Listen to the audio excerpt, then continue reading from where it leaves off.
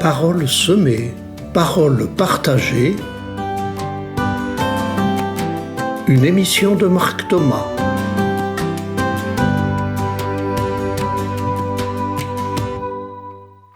Bonjour chers amis auditrices et auditeurs.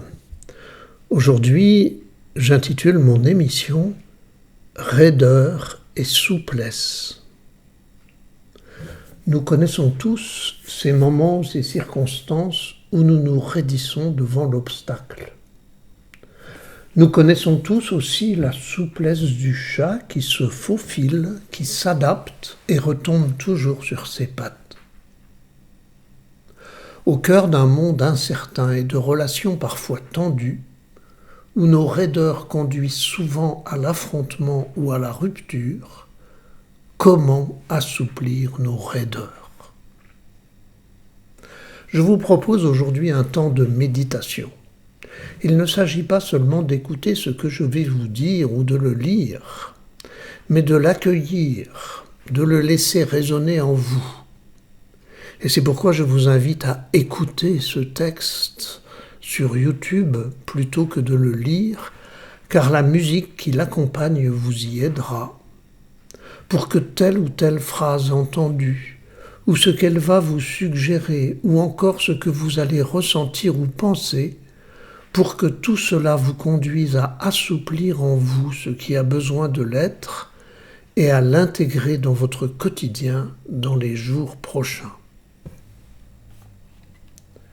Je vous propose donc, dès maintenant, de vous poser dans un endroit calme et paisible et de laisser pénétrer en vous ce que vous allez entendre maintenant, accompagné de musique.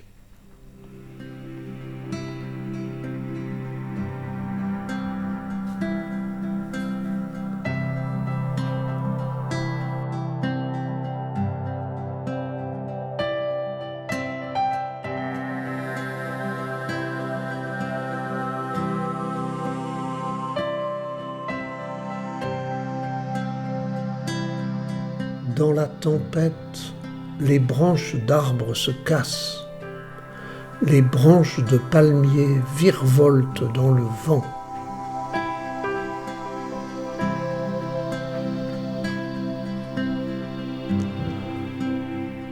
En randonnée, dans un chemin escarpé et pierreux, toute raideur est promesse de chute. Mais le pas souple du trailer court et s'adapte au terrain en souplesse.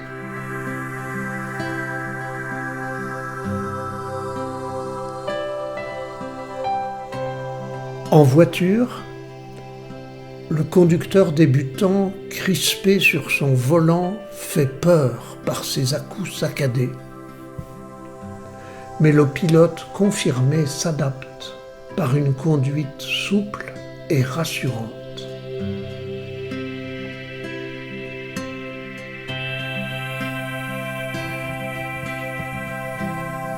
Que d'avantages à la souplesse, à l'adaptation sans perdre ses objectifs. C'est la seule manière d'arriver à son cap en s'adaptant au contexte.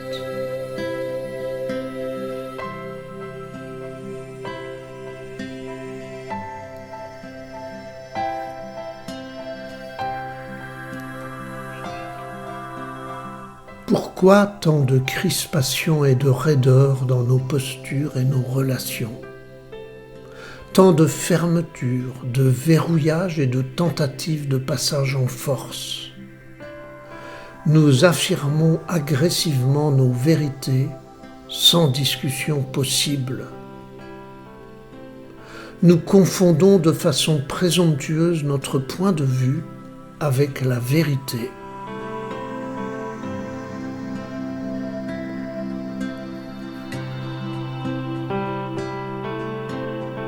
Nous imposons nos choix de façon autoritaire, sans vouloir négocier. Nous n'entendons chez l'autre que ce qui nous convient. Nous nous acharnons tête baissée dans des actions vouées à l'échec.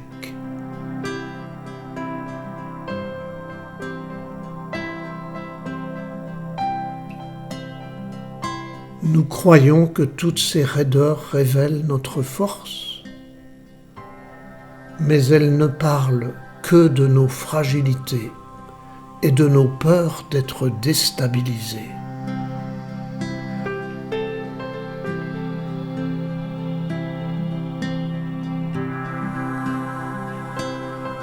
Serions-nous si raides si nous avions confiance en nous?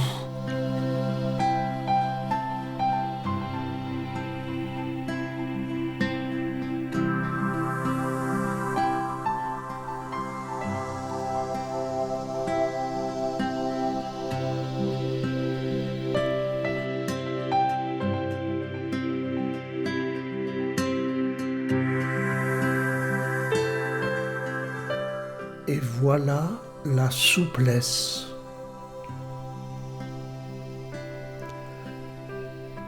Quand j'accueille l'imprévu qui perturbe et m'apprend ma capacité d'adaptation.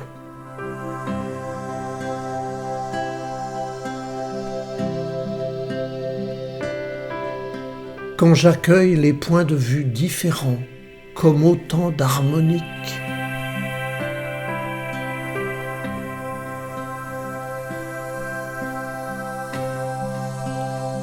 Quand j'écoute le chant de l'oiseau, la saveur de la joie, la blessure du voisin.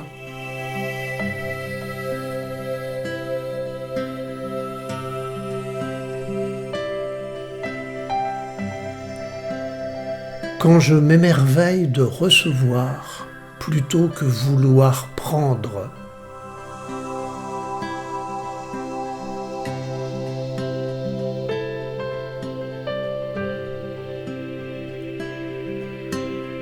Quand un dialogue en confiance déverrouille un blocage.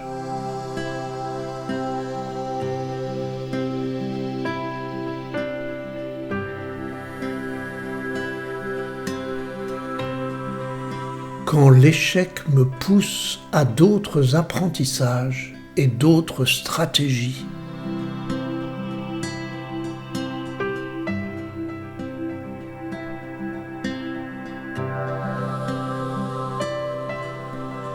Quand l'imprévu m'ouvre une porte et crée une opportunité inattendue.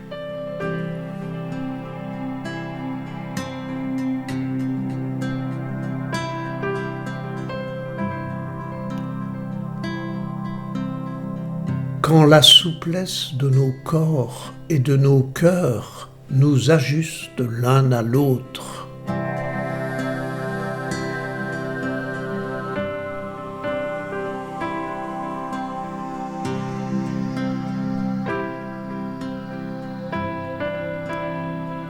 Je vous laisse continuer la liste de ces moments de vos vies où vous avez trouvé la souplesse nécessaire et où vous en avez bénéficié, vous et vos proches, pour redonner vie à ce qui mourait dans la raideur.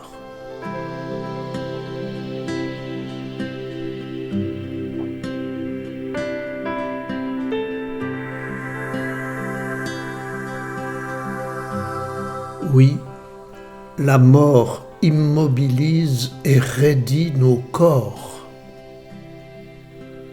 La vraie vie est souplesse et mouvement.